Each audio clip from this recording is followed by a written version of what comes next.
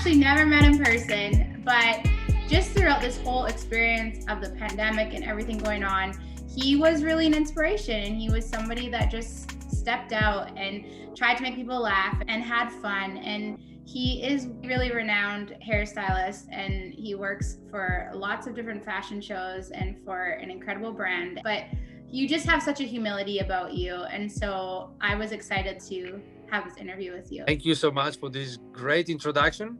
I hope that what you said, is really who I am, because sometimes I'm thinking, all right, I don't know who I am anymore. And thank you so much for that. That's all I can say. Of course. With having that break and being able to have so much time to think, I just really felt like I've always felt like, just with clients and stuff, there's so many people that have all of these like passions and ideas, but yet they're like too afraid to step out or to do anything. And they know they have all this stuff, but they just are afraid. So there's like this gap where they just need to have like confidence. And so I just wanted to interview people who I think are inspiring, who have found their voice and know who they are, and just hear people's stories. And I think that will inspire other people. What we need these days really needs empathy. We need to see that there are real people out there, because if you click on a web right now, there is like everybody, they became expert, they have a big voice, and people start getting confused. And psychologically, what we've been through last year, like not everybody had the strength to react at the same. There is a few people that were able to say, all right, let's take this as a new opportunity. Some other people, they really faced like a really down time. So, oh my God, this is so bad. And they get depressed. So it is really good to see, not my story, but to see that people connect with people. I never been so close to like my colleagues or if you want, not my clients, because like my clients, I don't even know who is my clients these days. But like, all the people that gravitate around me, and then that I gravitate around them, the gap is getting closer and closer. So that was a good things about the pandemic. That sense of like community and realizing how important it is that you need other people, and big time. Yeah. So I don't know, like during all of the break and stuff, I always loved your little interviews. You just would put yourself out there and try things. And I thought it was amazing. Thank you for saying that, because that was like, it came out as a funny idea, the first one, honestly. And then I said, you know what? I'm here, I'm home. And I'm normally genuinely like a guy that likes to laugh and be happy. And I do have a lot of crazy friends. So I said, let's do this. And then let's raise some money for the hospital, so for the community. So that was very successful in a way that a lot of people that I wouldn't think actually texted me and said, oh my God, that was so good. And I was like, did you actually watch that? I didn't even realize that all these people watched it. So it was fun. Thank you so much for saying that. Yeah, I think that's what's really neat, is that you were just doing it because it was who you are and because it made you happy. And it's just, you never know who's watching. What you're doing here is really important, because a lot of people that will never maybe reach out to you, they're going to see that and hopefully get benefit out of this. So well done. And that's totally my heart is, What I would love to hear, Massimo, is just, who you were when you were younger, and what were some of the influences that played a big part in your life? I think I was probably just a very simple guy from a very simple countryside town near Venice, Italy, near Venezia. I was a guy that always liked to be with other people. So I had that in me, to be surrounded by people. I like to be happy. That was probably the best way to describe me. Before I found myself, I wanted to be myself. I don't know if that makes sense. I've been raised in a really unusual Italian family in a very small countryside. So when I look back, I'm like, if you were asking me when I was, 15 years old or even earlier than that, where we're going to be like in 20 years, for sure, I would never say that I was going to be here in front of you doing an interview for what I became, or like for what I represent right now. So it's just been a a really good ride. Yeah, before I was a simple, very simple guy from a very simple countryside town, and I'm still am. I'm still that guy. I It's still still live in a countryside. Looking outside, I see like green, and that's it. oh, amazing. You Yes. travel the globe, so you get the best of both. So then did you have like siblings growing up? Did you have some strong mentors when you were younger? So I do have a brother, which is younger than me. So basically, it was, of course, my best friend because we did spend, a lot of time together. But we still have a big gap, a generation gap, because 8 years apart is I was going through my my childhood, and he was still like a little baby. And then who was my mentor? You know what? I've been asked these questions many times. And honestly, I don't relate to one mentor. I did have a certain stages of my life. I did have a few. When I was at school, it was my teacher because she was very calm. She was talking very nicely, very whispering almost. And I was the opposite because, as if you know me, I'm always like, rah, rah, rah, rah, rah. So like I was like, oh, I would like to be like that person. And then I went to the high school, and there was like a guy in the school. There was like the cool guy where everybody wanted to be around him and so on. And I was like, yeah, that's cool. So I would like to be that person. And he was like really good in playing piano. He was very nice and polite. He was really good in sports, something that I didn't. I was not born with that skill, so I had to work hard to be good in a sport. So yeah, at different stages of my life, I did have different one, but I don't have a big name to tell you. So you were saying your teacher, you're like, I like that about her. I want to be more like that. This person's good at this. I want to be more like that. It sounds like you would take things from different people and you're like, okay, I'm going to do it. If they have what I want, I'm going to do it. I think that we are, no, I know that we are some, like we are an addition of the five people that we see the most during the day. If you think about that, and I invite everybody that is listening here to actually think, okay, who am I spending more time? Find five people that you spend more time. You more probably you are like a mixture of these five people. So like that's why I said that different stages of your life you will have different influences, and you will change because I'm not the same guy that I was like 11 years ago. I'm not the same guy that I was 20 years ago. So it's just that it's very different. You go through stages, and it's good because the human being are flexible. So we have this ability to be flexible, or at least we should have the ability to be flexible. Yeah. That's actually interesting because I was talking to someone today and I was talking about the idea of pivoting, and you seem like someone that is very good at like being flexible and adapting and taking risks and taking chances. So like where do you think that comes from?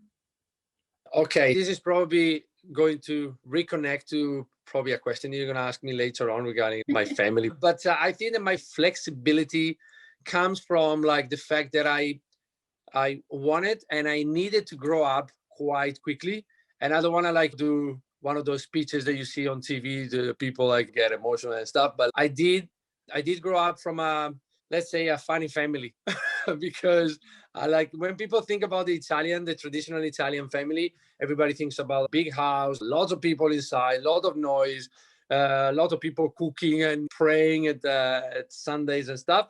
At some level, it was like that. But my mom and dad, they got divorced when I was really young. And in that ages, it was not normal. I was the only one that had the parents that were like splitting apart. But this is not the issues. The issue is that they were keep on fighting all the time. So I grew up, my dad would say something bad about my mom, and my mom would say something bad about my dad.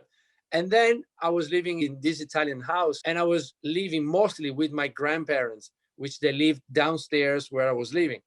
My granddad was a barber. So it was, of course, like barber was doing like haircut on guys. And my nonna was a nonna. So she was a grandmother. But both of them, they were showing me their love and attention like in a very, let's say, cold way. So it was not, let's say, the happiest atmosphere when you are a kid and you want to be like happy, because I was born with a happiness in me, but I was not able to express that, or I was not able to receive that. At least either you become flexible or you break. So I decided to be flexible. I decided to look at the glass half full. And yeah, that's, I think that made me grow up quite fast. And when you grow up fast or not fast, you have to start to be flexible, because life is about finding yourself in the middle with other people, with the situation. So you cannot just be stubborn and just go on your way. Life is about flexibility. And look what happened last year. We all we all were like in January, all right, with our plan, with our agenda, okay, this is my 2020. And then all of a sudden we had to change that, and we had to rearrange our life, and we became expert in problem solving. So that last year it was a master degree on flexibility, if you ask me. Which I think some people like you that had practiced that flexibility throughout your life, you adapted. And I think that there's a lot of people that are watching that got stuck, that didn't know how to bend because they never everything had always been consistent. I was, of course, embracing this, and I was trying to be as flexible as I could. But most of it was exciting for me, because I was very nervous, and I'm still very nervous every time I'm doing like an online class, every time I'm doing an online course. And it's good to feel that butterflies in your stomach. It's good to feel that you're like, you have to push yourself to be better every time, to fix some errors that you made. So I do like that, and I do embrace that. So I think I was flexible. I think that we were all flexible at some stages, because think about what you are doing now. Last year you were not even thinking probably to do anything like that, but you got the idea, you reach out to people, you set up your nice station with your microphone, you have the tools, but most of it, you have the competency, you have the skills that you didn't have last year. Last year we didn't even know what it was, a Zoom. We all were very flexible, like in different stages, but we were all very flexible. In some ways, things can be taken for granted, your ability to adapt. And there are a lot of people, I think, that do struggle with that. So for you, what were some of the things that would have been some resistance as you were stepping out from this place of, I want to be happy, I want to be all these things, but this is holding me back? And oftentimes in life, you hit those walls of like resistance. What is some of the things that you do to get past that? I don't think that there is any secret recipe here. I think it's just a matter of keep on pushing, keep on trying to break through. Basically, we all had to push through what was holding you back, which is yourself, basically. Because the first time when you do something as human being, when you don't succeed, when you have in your head, okay, that's the final result that I want, but I'm not able to get it. So then you beat yourself up a little bit, and you say, oh my God, I'm not good, I'm not that good. And the second time you try, yeah, I'm still not that good, but maybe I'm just a little bit better. And then you keep on going, then you keep on going. I think that there is no secret really. What I did, I was simply just, and I'm still pushing, I'm still not happy about what I'm doing.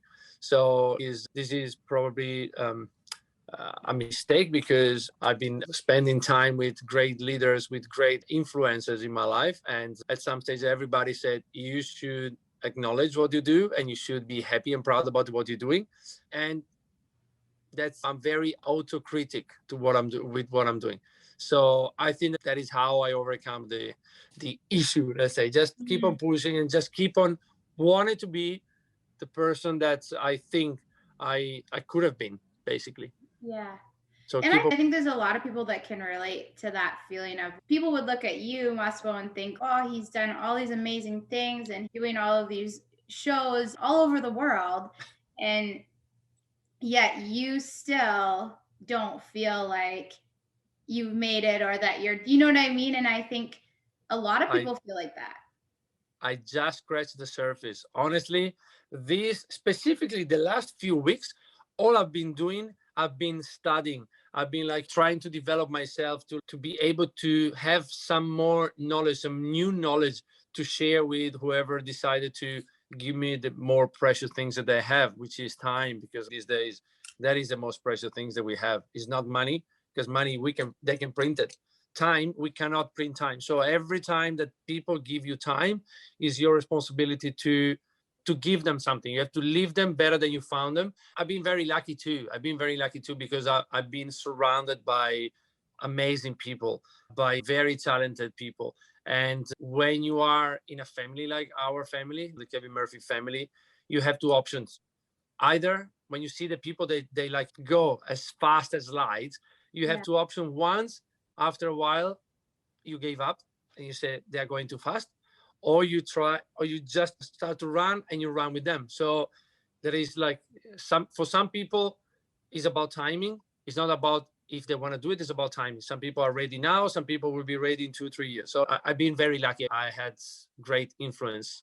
It sounds like for me, when I think of that scenario, it's like timing, but like also perspective and confidence. I think your Yeah, mindset is yeah. what allows you to push through. And so that's like a muscle I think people have to. Exactly. Well done. There is an attitude is like really, I'm always thinking, which one is the worst thing that can happen? What is the worst case scenario here? That I'm not able to talk, or that I'm forgetting something, or that I'm doing the hairstyles not the way I wanted to. If it doesn't come out the way I wanted to, I can say, you know what? Sorry, this is the good things about live things. I'm gonna redo it. And then even if the second time is not gonna be good, everybody can have a bad day, a bad hair day. But if you think in perspective, what is happening around the world, doesn't matter what will happen in that live, what will happen in that fashion week, what will happen on that stage. I'm still like one of the luckiest person in the planet. So is the point is you have to take responsibility for what you have to do, and you have to have the knowledge, you have to have the content in your head, you have to have the step by step. If you do all your homework and then on the day for some reason something goes wrong, show must go on. People will understand that. People will, if you do that with your heart, people will understand. People will have empathy for you. It's really not about making the mistake, it's about trying to make that mistake, because mistakes are good. Actually, mistakes are not bad. Mistakes are good. Repeating the same mistake is bad. Making mistake is the only way that we have to grow, is the only way that we have to learn very good lessons. That's what I think. Yeah, that was beautiful. So for anybody that's watching, that's sitting here saying, no, not everyone thinks like that and not everyone does that, what would you say would be just some inspiration for them as they're about to try and step out into like their personal brand and who they want to be? Okay, so baby steps. Let's. There is a saying: let's eat the elephant one bite at a time. So if you are a shy person and your aim is to be like on stage in front of 3,000 people, of course I will not suggest you to go from zero to maximum speed all at once. You have to go step by step. This is part of not our job, but like any job, any skills that you want to develop. Some people have more advantages, let's say. Some people have more facial expression. I'm just talking about like presenting or being on stage and be trying to be confident about that. Some people have that. Some people have to develop that. It's like being a father.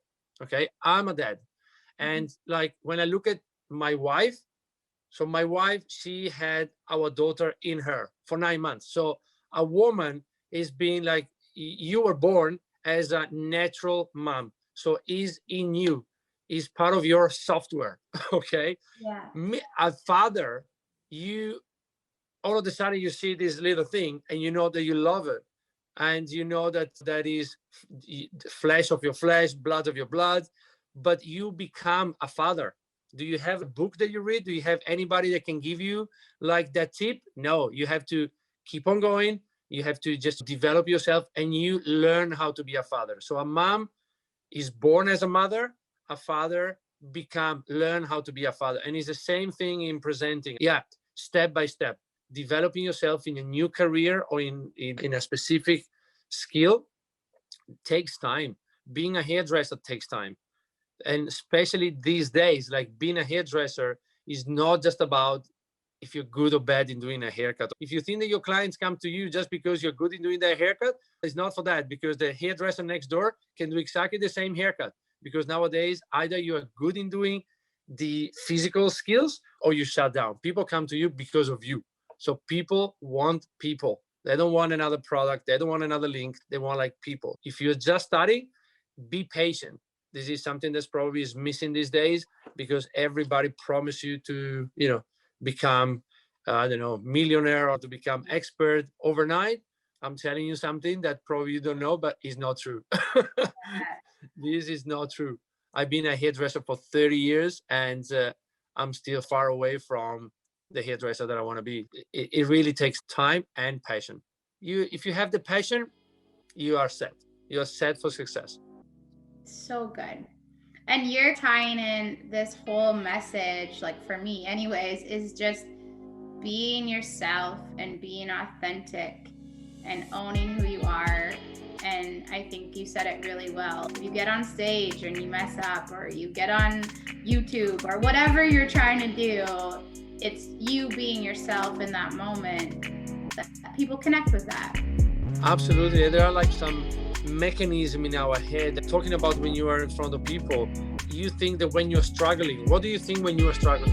That never happened to you. When you're struggling in front of people, the people in front of you, what do they really want? They are like, you look at their faces, they're like, come on, you can do it. Come on, you can do it. So they have empathy for you. They're not like saying, oh yes, you are struggling. Oh yes, start crying. No, human beings are not like that. They look at you, they genuinely feel that you're struggling, and they are trying to elevate you. And what you said, I wanted to reconnect and re-add some more details about what you said, because it's really true. You need to be yourself. Like when I did the first presentation, I am an educator since 1996, and I started my career with Paul Mitchell. So basically I was 14 years old when my dad said, you should consider to do something with a brand that knows what they're doing and so on. And I was like 14 years old, and all I wanted to do was just to hang out with my friend. I didn't see it like this. I was like, that's a waste of time. Anyway, when we started to learn how to present, which present means talking. Present is simply like that. You present that in front of your client every time you suggest, I don't know, a product. You are presenting to the person. It's not just about being in front of 100 people. So basically, when we got to the stage of learning how to do presentation, I was like 17 years old at that stage. So it took a little bit.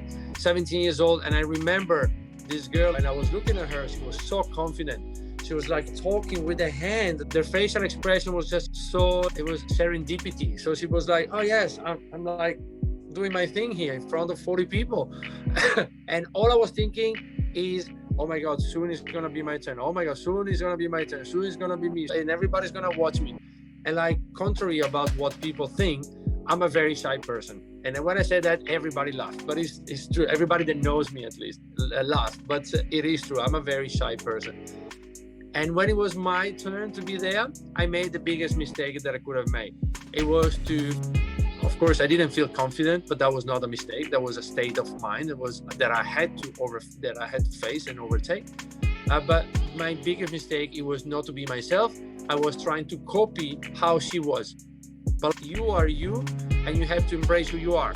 Are you a loud person like Massimo? Be a loud person. Are you like a quiet person like my wife? Be a quiet person.